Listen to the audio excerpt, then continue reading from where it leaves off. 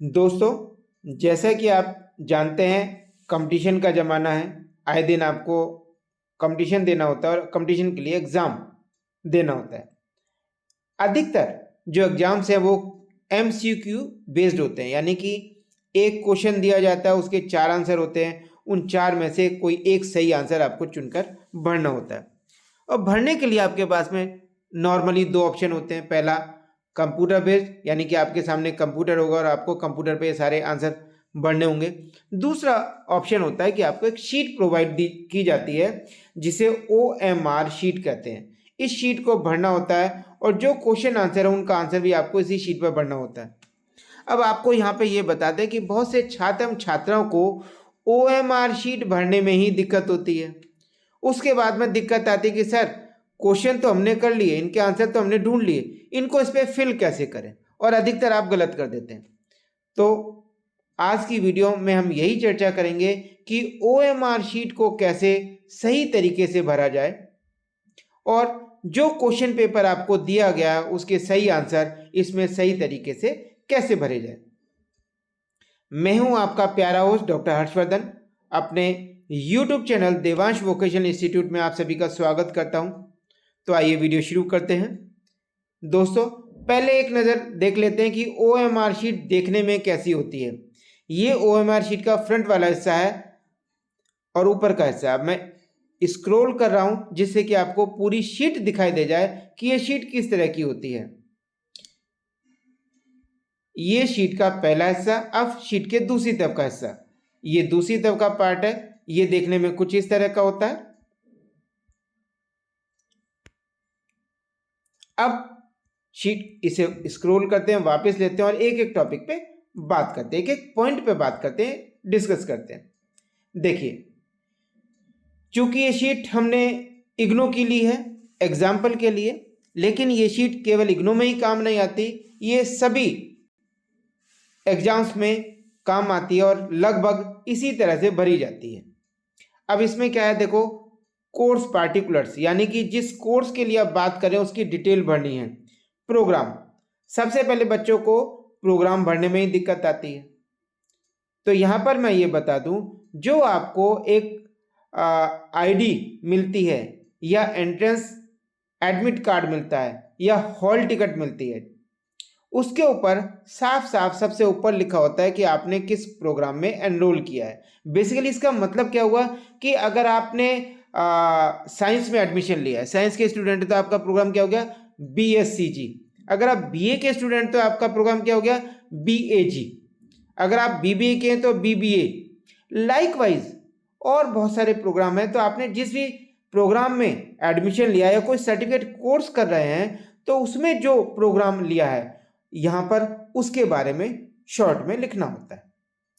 नीचे course name, इसका मतलब हो गया कि आज आप कौन सा पेपर देने के लिए आए हुए हैं। उदाहरण के लिए, फॉर एग्जांपल, अगर आप लाइब्रेरी साइंस की बात करते हैं तो लाइब्रेरी साइंस में आपके कोड आते हैं BLI 011, 012, 013, 014। इनमें से कौन सा पेपर देने आए हैं उसका नाम लिखेंगे। या फॉर एग्जांपल एनवायरमेंटल स्टडीज का पेपर देने के लिए आए हैं तो यहाँ पे भरेंगे एनवायरमेंटल स्टडीज। आप चाहें तो उसका कोड होता है BEVAE 181, वो भी लिख सकते हैं। अब आ जाओ नीचे, स्टूडेंट पार्टिकुलर। यहाँ पर आपकी दूसरी डिटेल भरी जाएंगी, जैसे एनरोलमेंट नंबर आपके आईडी पर या हॉल टिकट पर या प्रवेश पत्र पर लिखा होता है। नेम, जो उसमें लिखा है वही आप भरेंगे। एड्रेस, एड्रेस में आपको अधिकतर दिक्कत होती है कि यहाँ पर कौन सा एड्रेस भरना है। यहाँ पर बच्चों आपको अपने घर का पता भरना है, लेकिन उस एड्रेस को भरना है जो आपकी आईडी पर लिखा हुआ है या आपके प्रवेश पत्र पर लिखा हुआ है या हॉल टिकट पर लिखा हुआ है। कई बार क्या होता है कि आपने अपने आईडी पर एड्रेस कहीं और का भर दिया और इस समय रह कहीं और रहे होते हैं। तो आपने जो इग्नो की आईडी पर या जिस भी कोर्स के लिए या जिस एग्जाम के लिए आप जा रहे हो वहां पर जो एड्रेस भरा हुआ है, केवल और केवल वो वाला एड्रेस, रजिस्टर्ड एड्रेस यहाँ पर फिल करेंगे। सिटी जो उस पर लिखी हुई है, पिन कोड आपको पता है तो आप भरेंगे। डेट ऑफ एग्जामिनेशन में आता है कि आप किस दिन एग्जाम दे रहे हैं। जिस दिन एग्जाम दे रहे हैं वही वाली डेट आप यहाँ पर फिल करेंगे। अब साइड में आ जाए, कैंडिडेट सिग्नेचर, विद्यार्थी के हस्ताक्षर, यहाँ पर आपको अपने सिग्नेचर करने जरूरी हैं, इसे करना बिल्कुल भी ना भूलें। यदि आप साइन नहीं करेंगे तो आपकी शीट चेक ही नहीं होगी, इनवैलिड हो जाएगी। नीचे सिग्नेचर ऑफ द इन्विजिलेटर, आपके रूम में जिस भी टीचर की ड्यूटी लगी होगी वो आपको गाइड भी करेंगे और आपकी शीट को चेक भी करेंगे, यहाँ पर वो सिग्नेचर करेंगे। इसके नीचे डेट, आप डेट वही वाली भर दीजिए जिस डेट को आप एग्जाम दे रहे हैं। उसके नीचे कॉलेज का पार्ट है जहाँ पे एग्जाम दे रहे हैं, वो अपने इस पर सील लगाएंगे, मोहर लगाएंगे और सिग्नेचर करेंगे, डेट डालेंगे, ये उनका पार्ट है। अब आगे बढ़ते हैं, ये सब इंफॉर्मेशन आपके लिए ही है जो कि अभी आगे हम इनकी बात करेंगे। अब शीट के दूसरे वाले पार्ट पे आ जाते हैं, ये शीट का दूसरी तरफ वाला पार्ट हो गया। सबसे पहले देखो राइट साइड में एक नंबर पड़ा हुआ है, शीट नंबर 0295416, ये आपके लिए इस शीट का यूनिक नंबर हो गया, यानी कि आप इस वाली शीट पर आंसर दे रहे हैं। अब इसमें डिटेल आ जाओ, एनरोलमेंट नंबर आपने भरना है, कोर्स कोड आपने भरना है, एग्जामिनेशन सेंटर कोड आपने भरना है, प्रोग्राम कोड आपने भरना है, मंथ एंड ईयर भरनी है। लेकिन आप यहाँ पे दिक्कत आपको होती है, क्या क्या दिक्कत होती है और बार बार गलती करते हैं, बताने के बाद भी गलती करते हैं। सबसे पहले एक एक चीज लेते हैं, एनरोलमेंट नंबर आपके आईडी पर या प्रवेश पत्र पर लिखा होगा, वो ऊपर न्यूमेरिकल में डाल देंगे। ये कैसे भरना है वो मैं अभी आपको आगे बताता हूँ। कोर्स कोड नॉर्मली इसी OMR शीट के पीछे लिखा होता है, आप उसमें से ढूंढ सकते हैं। अभी मैं नीचे देखकर भी बताऊंगा कैसे ढूंढना है आपको नंबर, वो कोड भरना है आपने। अगर आपको डाउट होता है तो उस आपके रूम में टीचर अवेलेबल होंगे, उन टीचर से रिक्वेस्ट कीजिए कि सर ये हमें बता दीजिए। परीक्षा केंद्र कोड, एग्जामिनेशन सेंटर कोड, आप जिस कॉलेज में जाकर एग्जाम दे रहे हैं उसको एक कोड दिया गया है, उस कॉलेज का कोड यहाँ पे भरना है और वो कोड भी आपके प्रवेश पत्र पर लिखा होता है या हॉल टिकट पे लिखा होता है। अगर आपको फिर भी दिक्कत है तो उस रूम में जो टीचर अवेलेबल हैं वो आपकी हेल्प कर देंगे, बता देंगे कि सेंटर कोड ये है। आगे प्रोग्राम कोड, यहाँ पर अक्सर आप गलती करते हैं, साफ साफ लिखा हुआ है for entrance test candidates only, यानी कि जो छात्र एंट्रेंस टेस्ट दे रहे हैं इसमें उन्हें भरना है। यदि आप कोई पेपर दे रहे हैं, मान लो एनवायरमेंटल स्टडीज का पेपर दे रहे हैं, आप लाइब्रेरी साइंस का पेपर दे रहे हैं या कोई सर्टिफिकेट कोर्स है उसका पेपर दे रहे हैं, तो आप ये कॉलम नहीं भरेंगे, आप खाली छोड़ देंगे। और इस चीज़ के लिए नॉर्मल टीचर आपको गाइड भी करते हैं। आगे मंथ, जो भी मंथ चल रहा है, ईयर जो ईयर चल रहा है। अब इस शीट को फिल कैसे करना है, अब आप थोड़ा सा नीचे बढ़ते हैं। देखो यहां पर एक एग्जाम्पल दिया गया है, एनरोलमेंट नंबर। अगर मान लीजिए किसी बच्चे का एनरोलमेंट नंबर 14578611592 है, तो पहले तो आप न्यूमेरिकल ऐसे आप लिख लेंगे, इन बॉक्स में, खाली बॉक्स में अपना नंबर लिख लेंगे जो भी आपका एनरोलमेंट नंबर है। उसके नीचे आप देखेंगे हर एक लाइन में 0 से लेके 9 तक नंबर लिखे हुए हैं और ये कंटिन्यूसली सेम है। आपने क्या करना है कि जिस ब्लॉक में आपने जो नंबर लिख रहा है उसी को नीचे सर्कल कर देना है, गहरा कर देना है। जैसे 1 लिखा तो उस वाली लाइन में 1 को काला या नीला कर देंगे। आगे देखो 4 लिखा है 4, तो उस वाली लाइन में 4 नंबर को काला कर देंगे। आगे देखो 5 हो रहा है, फिर 7 है, 8 है, 8 वाली लाइन में नीचे 8 को काला कर दिया, फिर 6 है तो 6 को कर दिया, फिर 1 है तो 1 को काला कर दिया। अब आपको बताया जाता है कि आपने ब्लू पेन यूज करना है या ब्लैक, नॉर्मली ब्लू या ब्लैक पेन ही यूज करते हैं। यहां पर एक चीज और ध्यान रखनी है कि आपने डॉट नहीं लगानी, इसको पूरा सर्कल करना है जिससे विजिबल हो कि आपने आंसर क्या चुना। और अगर कंप्यूटर में चेक होने के लिए जा रही है तो कंप्यूटर आपके आंसर को रीड कर सके। इसी तरह से अब देखो पाठ्यक्रम, परीक्षा केंद्र, ठीक इसी पैटर्न पे आपने भरते जाना है। अब मंथ है, मान लीजिए कि इसमें एग्जाम्पल दिया 11वां महीना, नवंबर का महीना, तो 1 1 लिख दिया, 11वां महीना हो गया, 1 1 को सर्कल कर दिया। अब 2022 है मान लीजिए तो 2022, अगर 25 है तो 2025, अगर 28 है 2028, 30 है 2030, लाइक वाइज इसे हमने भरना होता है। अब हम बात करते हैं कोड की। जैसे इसमें आप ये देखो यार है ना, course code, second enrolment number के बगल में कोर्स कोड, यहां आपको दिक्कत होती है और आपको बताते हैं, उसके बाद भी आप गलत फीड कर देते हैं। अब पहली चीज तो ये है कि जो OMR शीट है, इसी शीट के पीछे ये सारे कोड अधिकतर लिखे होते हैं जिस कोड के लिए आप एग्जाम दे रहे हैं।